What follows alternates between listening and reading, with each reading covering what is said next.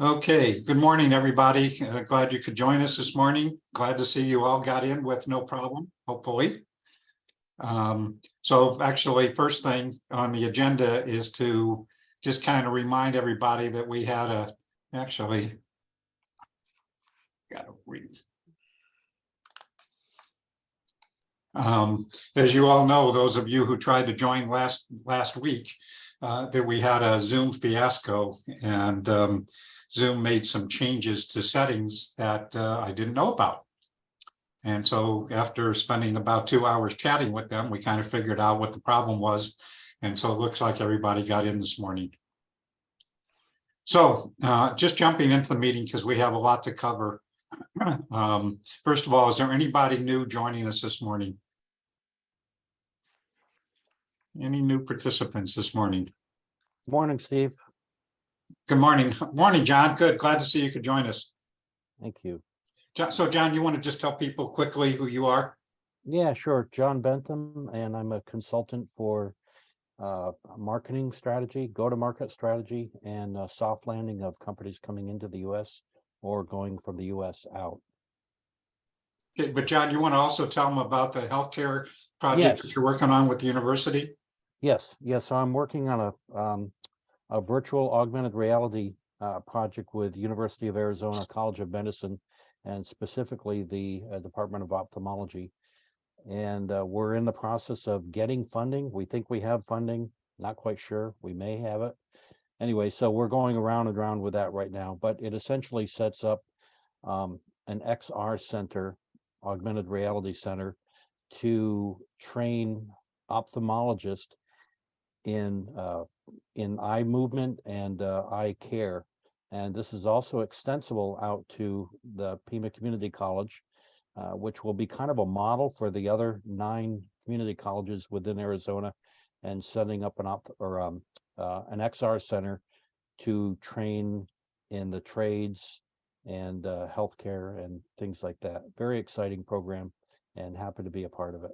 Yeah, we're going to maybe next week or the week after, going to do a little panel with some other folks who have been joining us, who are doing healthcare related things. Most of them are associated with the U of A by the way. And so we have some people who have been a part of this task force forever, who will be interested in that panel. So we will get into that in just a little while.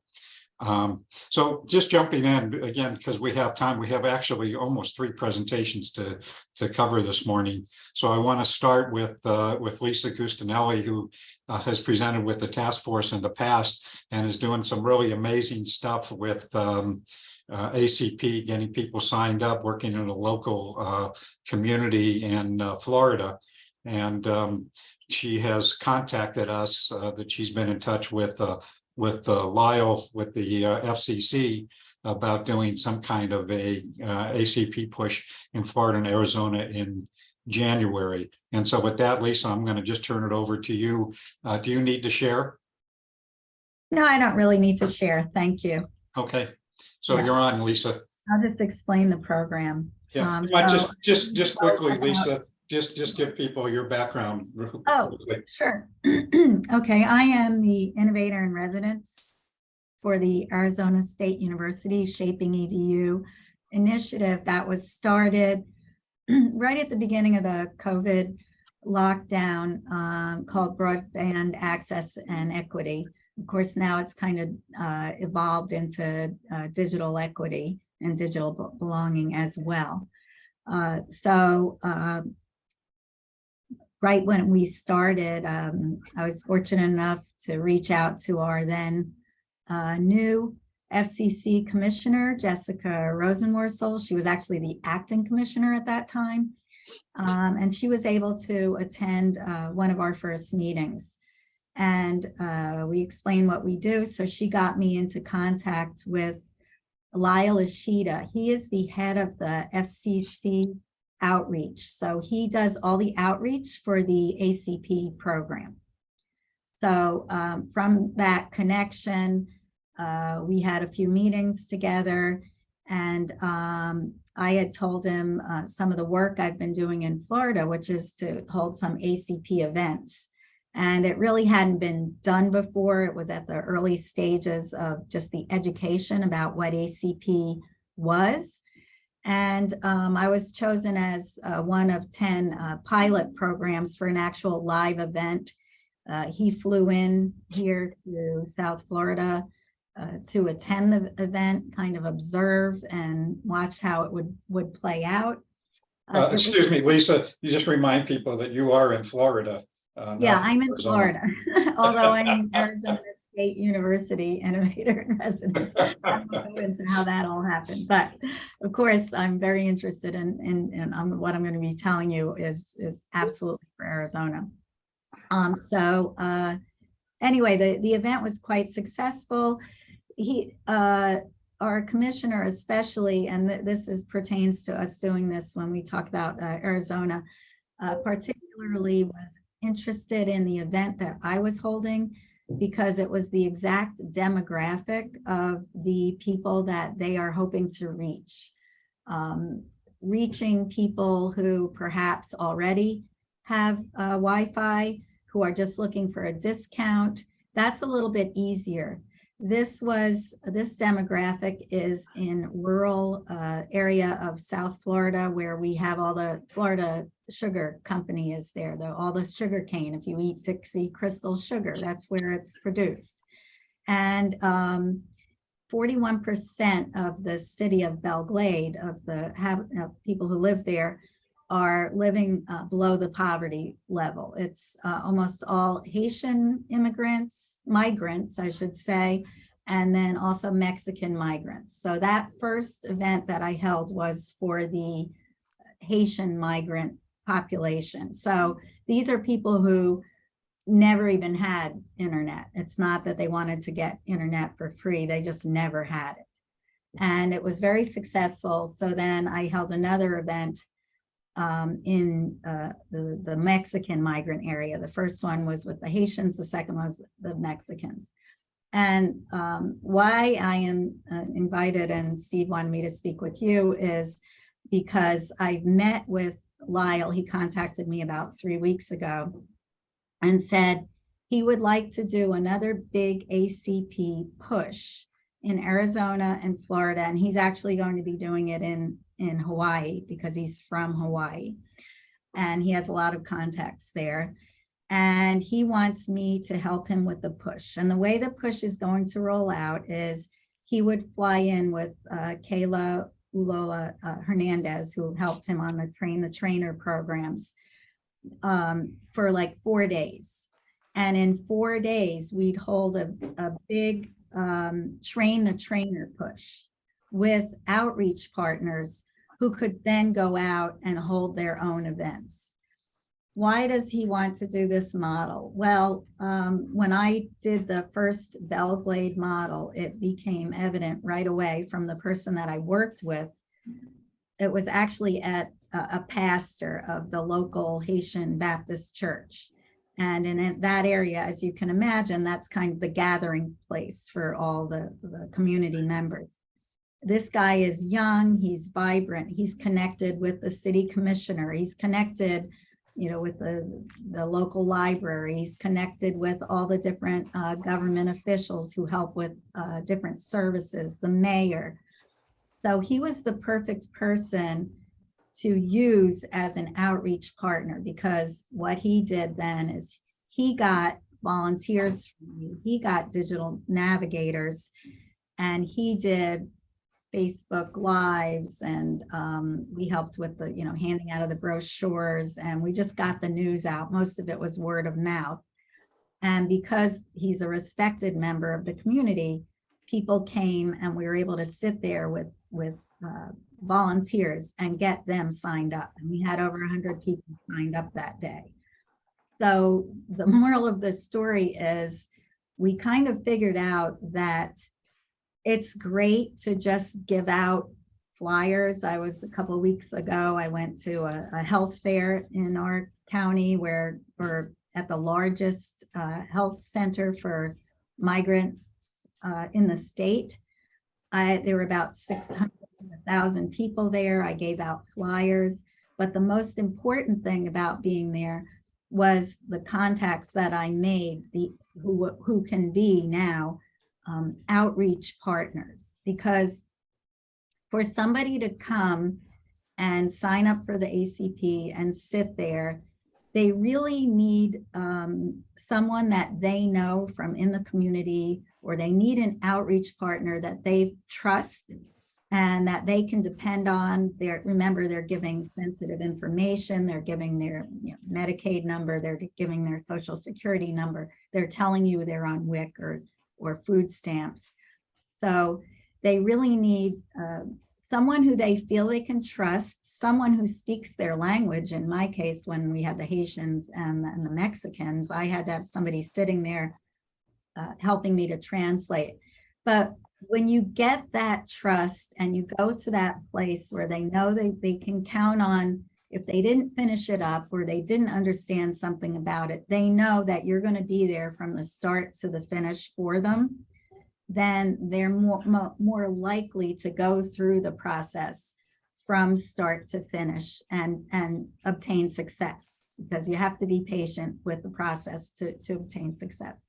So the reason why I'm here today is I'm doing okay with the looking for outreach partners in Florida. As I said, I went to this telehealth event, which was really helpful because all the people who served that community were there.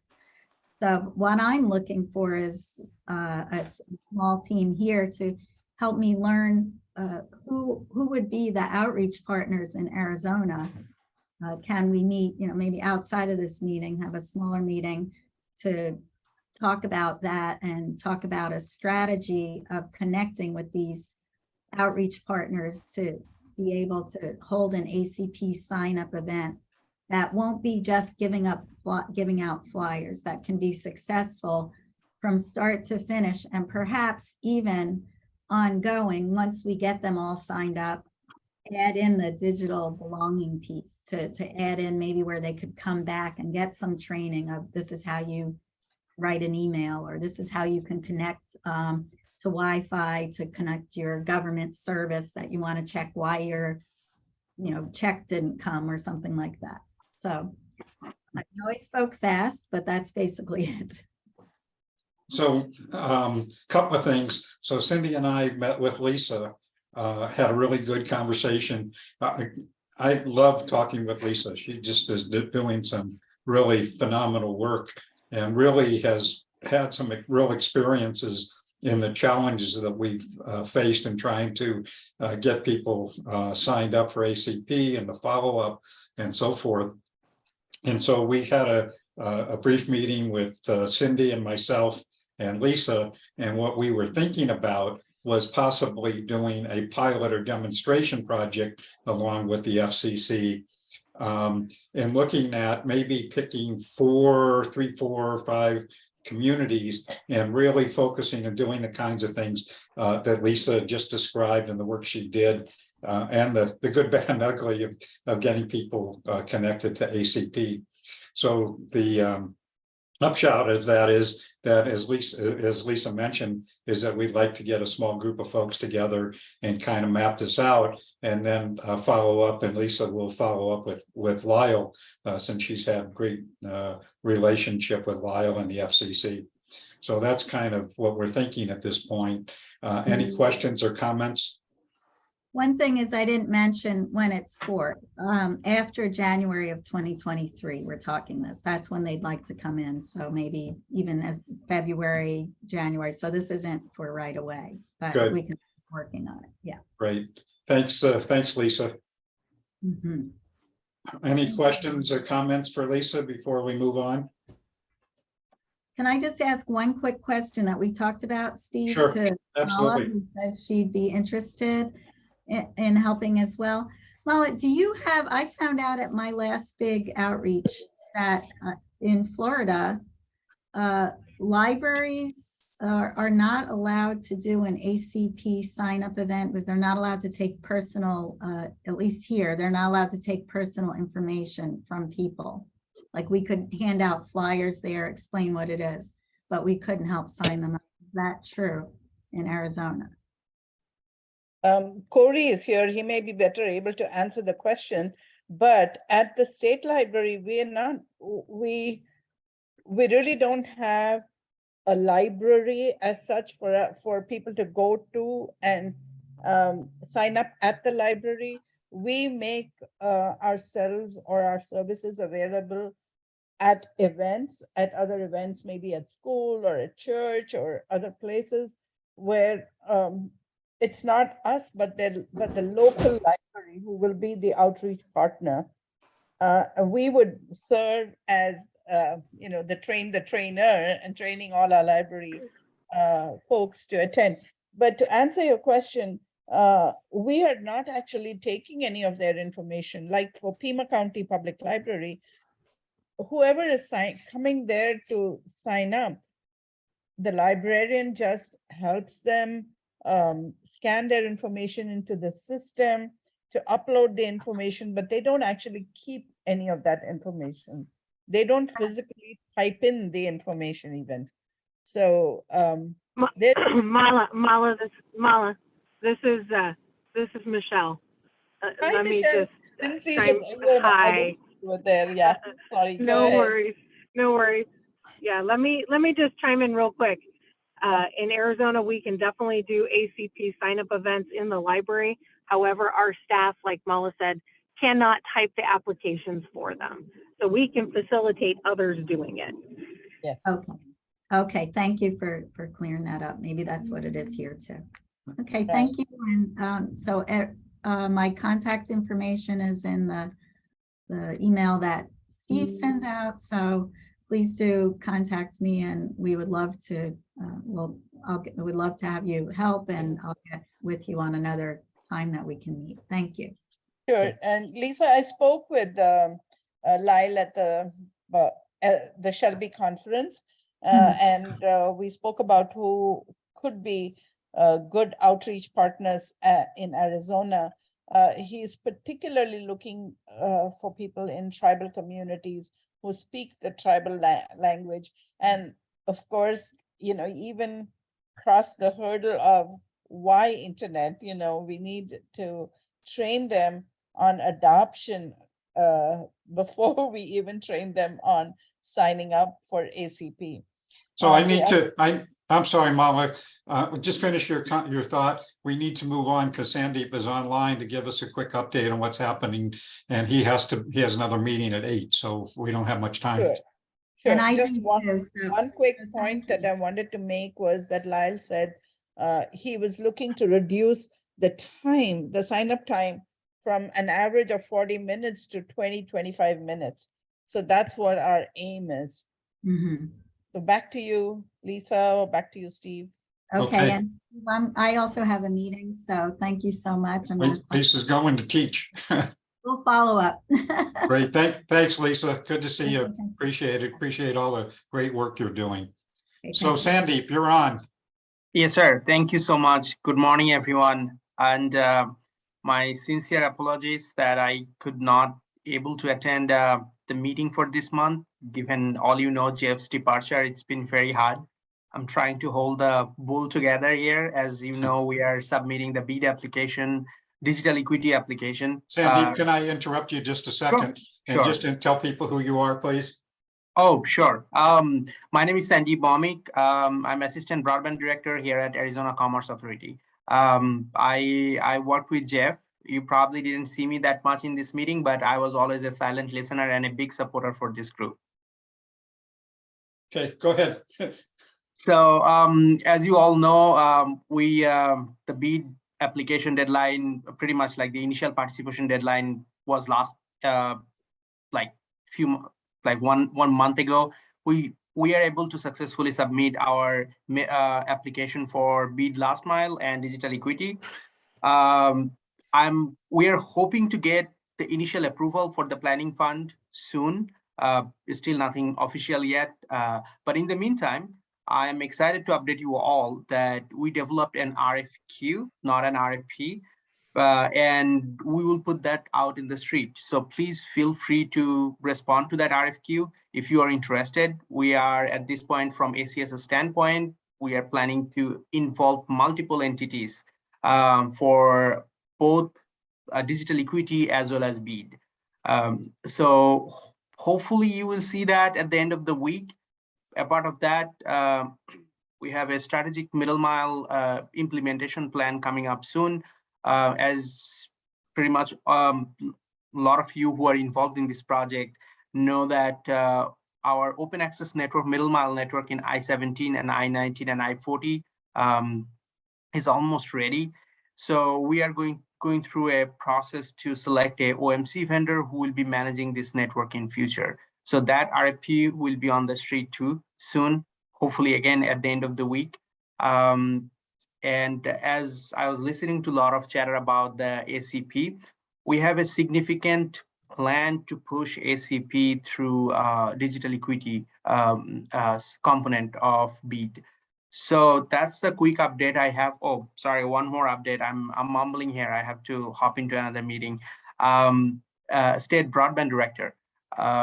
There was a job opening which was open over 2 weeks, and leadership received a significant amount of application. They are evaluating it. Hopefully we'll get a new broadband director soon. That's pretty much all quick update I have. Please feel free to ask me any question. I'd be happy to answer. Thank you. Thanks, Sandeep. And I know you got to run pretty quickly. Any questions for Sandeep? Okay, thanks, Sandeep. Thank you, everyone. And keep up the good work. Talk to you guys soon. Thank you. Sounds good. Actually, before I forget, following up with Lisa, Drew, did you meet with Lisa recently? I did, yes, and we'll be meeting with her again on Friday. Okay, so assuming we can all collaborate on this project, it would be great. Yeah, we're gonna be talking with ASU and the Digital Equity Institute and Lisa just to figure out how we can make sure everyone's on the same page going forward. Hey, thank you. Mhm. So just quickly, I just wanted to do just a quickie update that Cindy and I met with Paul Peely, who many of you were on a call a couple of weeks ago when we were talking about cybersecurity. And Paul is the Associate Director of the Information Assurance and Security Education Center at the U of A. And we had a really great meeting with him to explore how we can collaborate with the Institute and with the U of A. And he was very enthusiastic about collaborating with us, looking at possibility of engaging some students in the process. He will be meeting with the director of the MIS department at the U of A. And then we will get back together with him and explore how we can make this happen. So I was very excited that he is really on board with helping us with this. So with that, I'm going to move on, and we have another presentation this morning with Mindy Feldbaum with AARP, and they're looking for nonprofit community organizations to implement the Digital Skills Ready at 50+ training in Arizona. So with that, Mindy, I'm going to stop sharing if you have anything you want to share, and turn it over to you.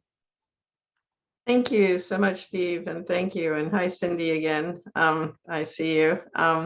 Yeah, I do have a PowerPoint. Let me see if I can get this up here. Give me a second to do so.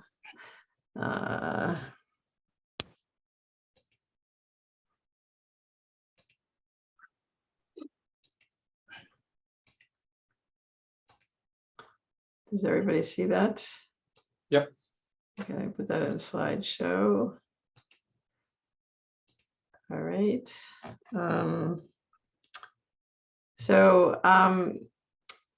Today I'm going to talk to you about our new initiative, Digital Skills Ready at 50+, but it's really with the eye of we're really, we have about a year and a little, like about 15 months left in our initiative, and we're really looking for more community-based partners throughout Arizona. So that's really the focus of this, but I want to give you kind of a background piece.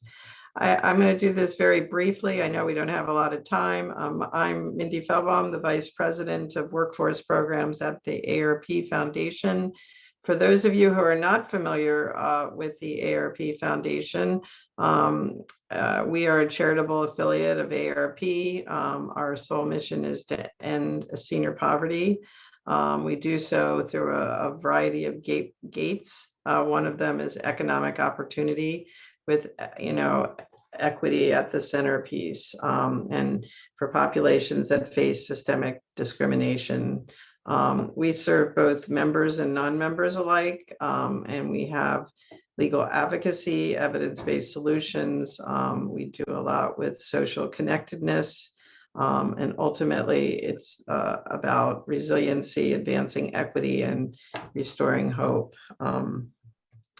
I oversee the workforce programs at the foundation, which clearly is around economic opportunity. And we offer solutions to help unemployed, underemployed, and low-wage workers throughout their employment journey, whether they're looking for a job, changing careers, or exploring entrepreneurship. We work in Arizona on the Senior Community Service Employment Program. Many of you may be familiar with that. It's a Department of Labor funded program. We work for the state, as well as we're a national service provider. And that's a program that we've been running for over 55 years. We're actually in 19 states and 105 locations. In a non-COVID year, we serve about 12,000 people a year. And at COVID, it's been about 6,000 people a year. And the centerpiece of that work is really paid community service experience to get the skills and competencies to get a job. Back to Work 50 Plus and Work for Yourself 50 Plus. We work with partners across the country to build their capacity to do workshops to help people in Back to Work get jobs quickly. And then Work for Yourself, focusing on self-employment, whether it's gig work, gig work, entrepreneurship, or starting a small business. So I'm going to just run through that, but I appreciate your time this morning. The Digital Skills Ready 50 Plus initiative, we received a generous grant from google.org last year. And we have a goal of training 25,000 older adults in basic technology and digital literacy skills, with a focus on women and people of color from low-income communities. The initiative is for 2 years and is being implemented in 8 states. And as you can see clearly, Arizona is one of them. We are also partnering with OATS, the Older Adults Technology Services. That's a new affiliate from ARP. And their frontward facing brand is Senior Planet, if you've heard of them. And they've been for several decades providing digital skills training, basic digital skills training. They have a few centers, one in Colorado and New York and a few others. And then they do virtual programming, and that's who we're partnering with for the training for this program. We are looking for community-based organizations to join this network. Right now, we have about 110 organizations that are part of the partnership in the 8 states. We have some in Arizona, mostly focused in Phoenix, but I think it's about 8 partners at this point that share our commitment to serving older adults living with low income. As I said, the training is focused on the digital essentials to help them find and secure jobs, change careers, or explore entrepreneurship. The training will be delivered through Senior Planet trainers in a virtual model. The organizations will bring individuals in and support them, and the training will be virtual. There's a variety of curriculum and formats. I'll explain that in a minute. And there's micro grants available to support. Excuse me, Mindy, people asking, can you forward your slides? Advance your slides. Yeah, I can do that. And we also have a 1-pager and things like that also. Okay. I'm speaking really quick. I'm hoping that at the end we'll have questions, but I'm trying to be mindful of your time. So should I stop now if people have questions or keep going? No, please go ahead. Okay. So there's micro grants available up to $10,000 for a community-based organization to support implementation and capacity building. And evaluation and learning is a central part of this initiative for us to help inform, the organizations that are partnering with us, the foundation and the field. So here's kind of a look at some of the digital skills training. We have different formats. We have 60-minute lectures, workshops that are hands-on, and multi-session courses, again, focused on workplace essentials, remote work ready, tools for aspiring entrepreneurs. Some of it is very basic, like computer essentials, all things Zoom, office productivity software, to, a little focus on crowdfunding for entrepreneurs, eBay and PayPal, that's really for those starting small businesses. A very popular course is Staying Safe Online, iPad Essentials. So it really aligns well with all the work you're doing in Arizona related to access. And again, Senior Planet, that's the forward, the outward facing brand of Oats. Their trainers are the ones have been working with 50+ for decades. The curriculum has been tailored for digital skills ready. They're professional trainers. We've trained right now, I think it's about 8,000 older adults with fantastic reviews and results. And we're, because there's an evaluation component built in, we are constantly assessing impact and outcome measures, and actually follow up 2 to 3 months to see how the impact of the trainings. And again, as I said before, there's micro grants available for those organizations up to $10,000, depending on how many people they train. I think if you train 200 in a year, you can get up to $10,000. I think it goes 4,000, 6,000, 10,000. So Mindy, is that a reimbursement grant, or how does that work? Well, actually, what we have found is because a lot of the organizations need the money up front for computers, screens, or hiring somebody. We're pretty loose as long as it's related and aligned with the implementation.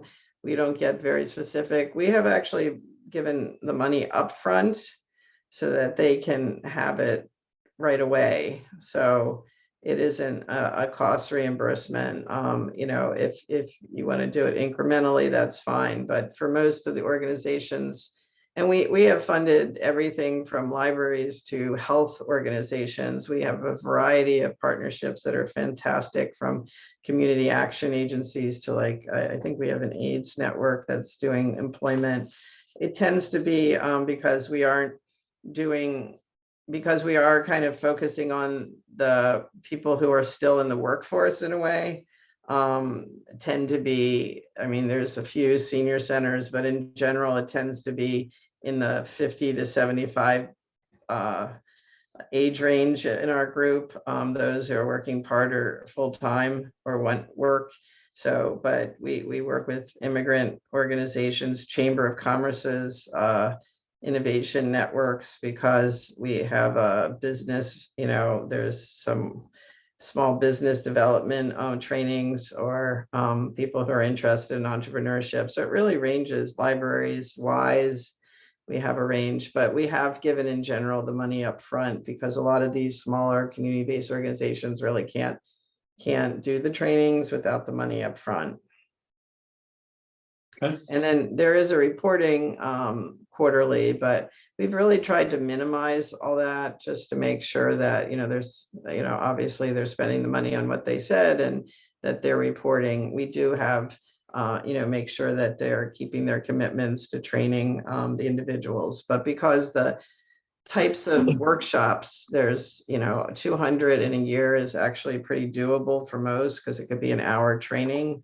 But we really want to make sure that the older adults in the org are supported, and that they can make sure that they can bring in at least 200 older adults within the year. And we really are not asking anyone to change their business models. Like if you don't have clients that are 50 plus, we wouldn't ask you to start trying to serve them or recruit them. That wouldn't be, advisable. So again, it's in person. Again, the trainer will be Senior Planet, and they will always be virtual, but you could have a virtual to virtual model, a hybrid experience, or in person. You do need to, organizations need to have technology, connectivity, and space for the most part. The courses, there's a course catalog, you customize it to what you need, you schedule with Oates, and they're flexible with their scheduling, but you really customize it to your needs. I don't know that they have weekend hours as much, but I do think that you figure out, and then it's up to the organization to promote and do the marketing and outreach. We do support with materials and a marketing and outreach toolkit and things like that. And we have a community of practice and learning community to help if there's marketing and outreach questions. And so what we think of the benefit to the partners are that, it expands the services and impact for older adults living with low income. It obviously builds the digital confidence and skills of older adults. Again, there's a focus on people of color and or women. That's 50% of those that we serve. There's a lot of different choices as far as curriculum. There's actually only one service delivery model. It started with two. There was a train the trainer model, but that takes a lot longer. So we're now down to one service delivery model. There's micro grants to support marketing and outreach and technical support. And then we do have a built-in, I'm not talking about today, but we have some workforce program workshops that you can add to it. We have a work for yourself and back to work workshop if you're interested in supplementing beyond the digital skills that we can also set up an organization with if you're interested. And then it's pretty easy to become a partner. There's an application, which I think Steve sent out in the original email. We can also send it again. Your applications are reviewed within a week. There's office hours to review a letter of agreement, answer questions. You sign the letter of agreement with the micro grant, confirm courses. There's an onboarding training. You start to market and outreach the participant and start training. So we've really streamlined this process. It does take about, between the training and marketing and outreach, I would say about a month and a half between when you sign the letter of agreement to training participants, unless you have participants ready to go on a regular basis. But that's the process. And here's kind of the timeline that we're looking at. So Mindy, we're not seeing your timeline. All we're seeing is your first screen. You're not seeing the timeline? Nope. No, the That's it. slides never advanced. So we've just been seeing the cover page. The whole time? Yeah. Yeah. Oh, that's strange. It's odd. Huh. I don't understand that. It's advancing on my slides. It says I'm screen sharing. Mindy, if you send the deck to Steve, he can share it with us. Oh, I'm sorry about that. Okay. Do you see that? Yep. And this? Do you see how I'm advancing now? Yeah. I think so. Yep. Okay, well, I'm really apologizing. I didn't realize when you said, can you send the deck, what that meant. So here's the timeline. Just to give you a timeline here. And maybe a couple other things. Here's kind of the different kinds of examples of curriculum. I'll just give you a couple slides that you can look at quickly. And here's the 8 states that we're doing the digital skills in. And definitely send this slide deck. And then here's kind of the steps to becoming a partner. My apologies.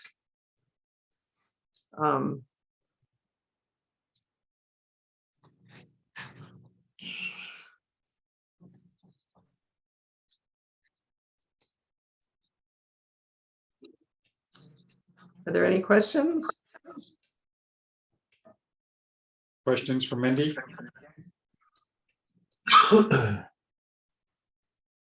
So if you're Hi, interested this in is- this program, I'm sorry, go ahead. Hi, this is Sharika. I did look it up when you sent it in the email. And the one thing I thought about, I didn't realize it was to get people back into the workforce. But I know in Phoenix, there's a place called Grandparents Place, is where it's grandkids or grandparents that are taking care of their grandkids and helping them get digitally savvy. So that's what I thought about when I read it. I don't know if that's something that's in other states, but I don't think most of them are probably looking to go back into work. They're just trying to learn how to navigate being on a computer, helping their grandkids and all of that. So that's what I thought of. That's perfectly fine, as long as it's geared to the, the grandparent. We do have some senior centers, not that many. Again, there's Computer Essentials, Zoom Essentials.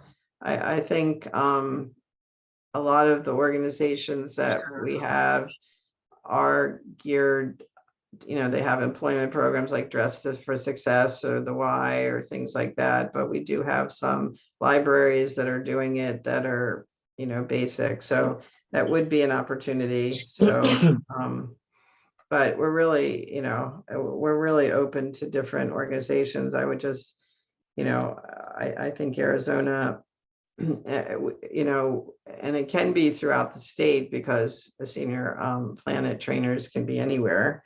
So it really has an opportunity. So it's just spreading the word would be great. And that's certainly a possibility if you want to send it on.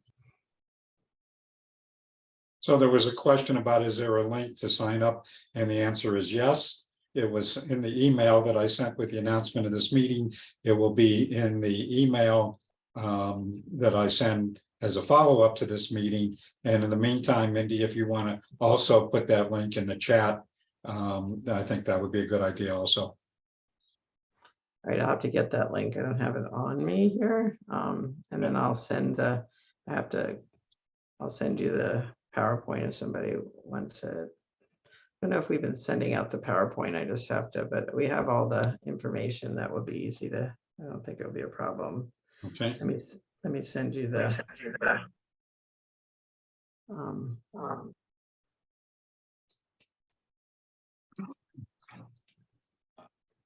So there wasn't, I'll work with Mindy. There was an email that I sent out about what she would be speaking about today. And if we need to do anything else. So obviously, not only do many of you may be interested, but you have a great network. Obviously, the state library and the libraries have a great network of people. So please forward this information so that others that Sharika, like the group that you were mentioning, please forward to anybody that you think would be interested. So any other questions for Mindy before we move on? So Mindy, a little bit of a broader question here. We're seeing in different sectors of the economy, and especially in high tech, that it's difficult to hire people right now. And especially when you're looking at full-time employees. I've started to pivot my thinking a little bit, looking at more part-time employees and thinking about our senior population and people who have retired and maybe looking for maybe some supplementary part-time work. So, before they cross a threshold or something, right? Is there specific programs that you have in place that actually try and address that need, in addition to, like you were saying about this program getting people back in to work? But what about the people who already are skilled but maybe looking for something on a part-time basis? Is there something through the foundation set up along those lines to help bridge that gap, because I've employed a couple of seniors in my career, so to speak, and they have been the most wonderful employees I've ever had. But it's hard to connect. And I don't know necessarily if there's a really good mechanism in place to connect with a population that has experience, has, to be frank, quite a bit of wisdom, and can help mentor other people, but maybe looking for something not as grandiose as a full-time position, but looking for something else. So is there something that exists? Well, we do, at the foundation, we have two programs. We Back to Work, which most of our candidates are looking for full-time, but may be looking for part-time to bridge to full-time employment. So there's a possibility there, and so that's one mechanism. And we do a national online program, and we also work with partners. So I would say for a national online program, if there's opportunities there, that I could give you the program lead for that, and we can offer that. The second piece is our Work for Yourself program. We have a freelancing resource center in which people learn to be freelancers, independent contractors. And not all of them, a lot of those individuals are looking for part-time work or freelance work. They often, they could be retired. A lot of people retired coming back looking for some work. They could be unemployed looking for some work. And some of them, use gig platforms to do that, but others are just wanting to do something. And so we have a cohort-based freelancing group that meets regularly to look for jobs and help them look for jobs, to either be independent gig workers or contractors. So there's that would be the other mechanism. So I do think that's where we try to pick up and support individuals who are just looking for kind of part-time work. And so those would be two mechanisms within our programs. I don't really know elsewhere where else. So I mean, where are you from again? I'm sorry. I'm in Phoenix, in Central Phoenix.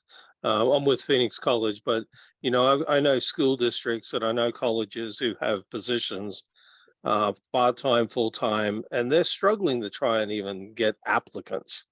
And I just think that there's a whole section of our community that we're not connected to in a way, to actually say, hey, if you're looking for a part-time position for 15, 20 hours a week, there's a ton of positions available out there. And most of them quite a few of them are administrative type positions. But then in the technology area, there's technical positions as well. Everything from desktop hardware through to networking and network admin type functions. And I just think that we've got in Arizona, we've got a transitory senior population, right? What's the term? Snow something. People come in, people go out. And I'm just wondering if there's a way that we can tap into that market to benefit us locally, but also benefit the individuals too, because it retains their connectedness to the place of work, but also provides for some critical supplemental income as well. So I just don't feel there's been a great connection made there.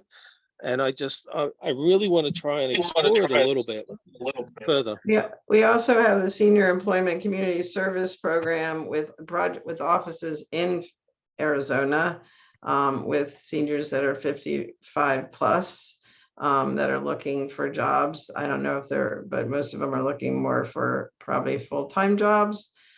So maybe if you want to shoot me an email, we can explore that. There's some things maybe more nationally we can explore, and then maybe more on the state level. I think that we could do both. And then maybe there's something in the Freelancing Resource Center that we could specifically look at Arizona and try something there. We've only been running for a couple of years, and huge need. We see that we're oversubscribed. So I do think there's something there. We haven't really tried a kind of a state-based or community-based approach. It's been national, but we're definitely open to piloting something. So, Okay, all right, thank you. Thank you for what you shared today as well. okay. Question. Thanks, great. You mentioned something about Google. Are you guys doing the Grow with Google curriculum stuff or something else? No, we're not. Google, yes, we have a google.org grant. We are using, we are doing basic literacy, foundational literacy, digital literacy work plus, but it's really with OATS. We're using their curriculum and we customize ours. It is not, the Grow with Google is, I think, the next level up around occupational skills training for the most part, and they have also developed their own. But this is, OATS is really, they really focus on, 50 plus older adults. They're part of ARP. So we have really used our own curriculum and our own training methods to be able to serve 50 plus. And Google is the one who's supporting us in doing so. Okay, thanks. Also, Paul, real quick, Experience Matters is an organization that does some of what you were talking about here in the Valley. Okay, we need to move on. Mindy, thank you. I will send out her slide. I'm sorry. Jonathan, did you have something? No. Okay. Well, thank you so much for having me today. Appreciate it. So I will send out the slides, Mindy's contact information. And again, I did include a blurb in the meeting announcement today. So you can also check that out. I think I put her contact information and the link to sign up. So you should have all that information also. And again, I will send that out again when I send out the follow-up to the meeting. Thanks, Mindy. Thank you so much. Have a great day. Great. All right. Bye. Great. Thanks, Mindy. Bye. Okay, so I want to get back to sharing my screen here. So we obviously don't have a whole lot of time, but want to do some quick. We've already had an update from Sandeep. Mala, anything that you need to update us with? Let me just quickly look at what I have. Nothing except I want to mention about the FCC mapping. There was a lot of discussion at Shelby about it was controversial about whether the mapping fabric that they are creating, which is going to be the basis for the BEAD grant, whether states had access to it and they had to pay for the access to it. At Shelby, they were dropping hints saying the BEAD money could be used to pay for access to the map, and everyone went no. And last week's broadband breakfast, I don't know if anyone attends the broadband breakfast on Thursdays. Their FCC's representative said that they were going to offer it free of cost to the states, and of course to the vendors to use the fabric, the map that is the basis for the BEAD allocation. Having said that, the people who are actually creating this, the CostQuest associates, they have access to all of the data, and currently there is nothing to prevent them from using it for their own commercial purposes. So there's some discussion still going on. I'll update you about it. I do try and attend the broadband breakfast meetings to see, to discuss where they discuss these. Other than that, I don't think I have anything special, particular this week. Back to So you. Elena, I think you sent me an email, which I didn't get out in time, about a webinar about the fabric. That was last week, I believe. Do you know, has that been recorded and available? I have not received a recording yet, but my guess is that it probably was recorded. I can try to find out. Okay, well, that'd be good. Okay. Unfortunately, I couldn't join that meeting, but if you get notification that it's available, please let me know and I'll get it out. Okay. Okay. Any other comments about the fabric and the data? NTIA has released a workforce planning guide for BEAD eligible entities. And I'll try to put that link in the chat to see if anyone who's interested in it can. The Biden-Harris administration has also announced an action plan to accelerate infrastructure development. So those two are kind of articles that might interest this group. Okay. Back to you, Steve. Thank you. Any questions for Mala? Okay, moving on. Holly, do you have anything else you want to add? No, nothing to add, Steve. Thank you. Okay, thank you. Mala, I don't think Janet Major's on call either this morning. Anything, Mala, that you want to do an update about the telehealth and libraries project? Not really. We just had a post meeting to analyze how the event went, and we're going to do another event at Aho. This was at Aravaca, the first event. The second event at Aho, we're planning in January, February timeframe. So anyone interested can contact me directly if they want a table at that event. We'll be happy to have you set up one. Other than that, I don't have anything to update on our telehealth project right now. Okay, so John, I see you're still online, John Betham, and so Mala was one of the folks that I had mentioned to you that you want to connect with. Right. Right. I just found her on LinkedIn. I'll reach out to her that way. Sounds good.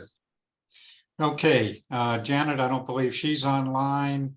Arizona Department of Education, Sophia, do you have anything? Should we just go to Kelly? Kelly can share if she has any updates. Okay. Kelly, I believe you're online. Do you have any updates? Yes, sir. Good morning, Steve. I am here and I don't have updates. So I just feel like we're, nothing new from Department of Education, but good morning. Thanks for having us. You bet. And I don't believe Shelby is online this morning. I don't think she is. Okay, moving on. Cindy, do you have any updates, digital inclusion updates? I don't at this time, but I did put the link, the information about the Digital Inclusion Network meeting this week on Thursday. And if anyone wants to attend the link, you can email me and I'll send you the link. Thanks. Okay, thank you. Elena, I think Drew dropped off. Elena, do you have anything, a quick update on the awareness campaign? No, I mean, it's winding down and we're starting to talk about next steps, meetings.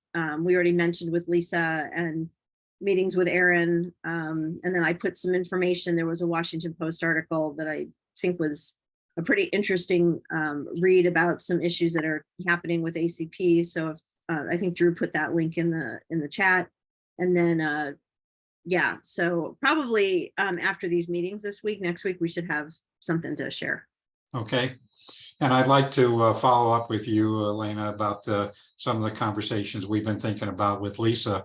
So we need to touch base. Yep. Okay.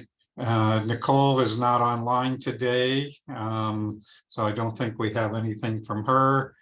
Derek, I don't believe he's online. And Wes is not here. Rory, do you have anything that you want to update us with what's happening with the Final Mile projects?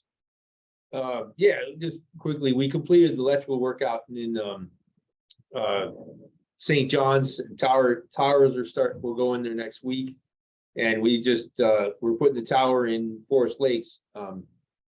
Tomorrow, well, Wednesday, I believe, is when the crane gets there. So all of the projects are finishing up. So they should be all done in the next 30 days or so.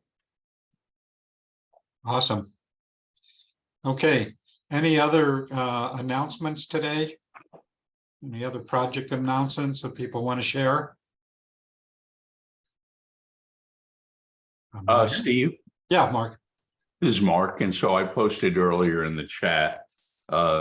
Many of you may remember in June, ATIC received an award for its telehealth support over the years from the Healthcare Leadership Council. There is a webinar, a panel on Wednesday where I'll be one of 4 people representing state efforts on telehealth. So I did put my deck in the chat. You can download it there. It's not online anywhere yet.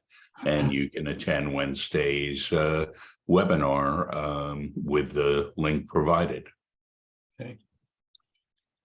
Okay, Mark, can you send me that deck, please? Sure, I'm glad to. Yeah. And then I did post, there is a STEM stakeholder discount code for the Governor's Celebration of Innovation. I just posted information about that. I know you've carried the announcement of GCOI and the upcoming cybersecurity event in your outreach, but there is now a 20% discount code circulated by the SciTech Institute to STEM stakeholders. Okay. Any other announcements today? So a little feedback. How did the meeting go today? Did you like this format? And yes, no? What are your thoughts?